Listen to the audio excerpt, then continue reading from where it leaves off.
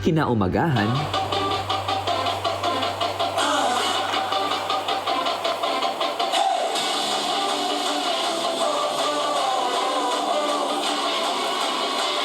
Good morning, Ultimate Heat.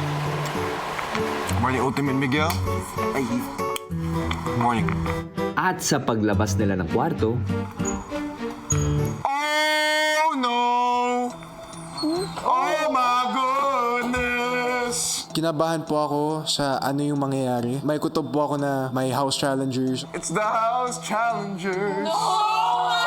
Kinabahan ako, kuya, kasi hindi ko din talaga na-expect na magkakatotoo siya. House challenge. No! Housemates, oh!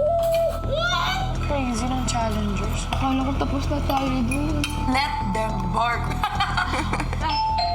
Oh! Ayun nga. So, interview nga yan. Oo nga. Ito ba? Housemates yan. Housemates na lang. habang naghahanda sa kanya-kanyang kwarto, tensyonado pa rin ang Ultimate 8 sa magaganap. Ako din. Takot ako.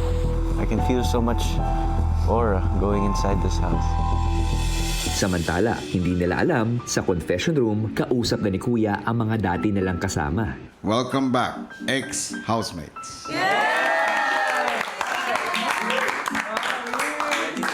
Ipinatawag ko kayo dito dahil meron akong mahalagang ipapagawa sa inyo. Nalalaman nyo naman, buo na ang Ultimate 8.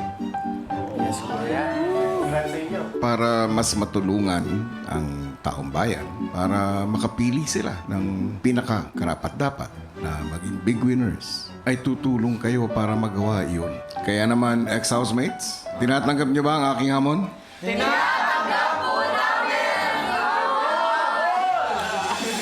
Papupuntahin ko kayo sa isang kwarto. Bubuo kayo ng mga tanong na susubok sa katapangan, katapatan, at higit sa lahat, pagpapakatotoo ng Ultimate 8. Meron din kayong makikita roon na parang placards. Dahil bukod sa bubuo kayo ng mga katanungan, ay hahatulan nyo rin ang kanilang mga kasagutan.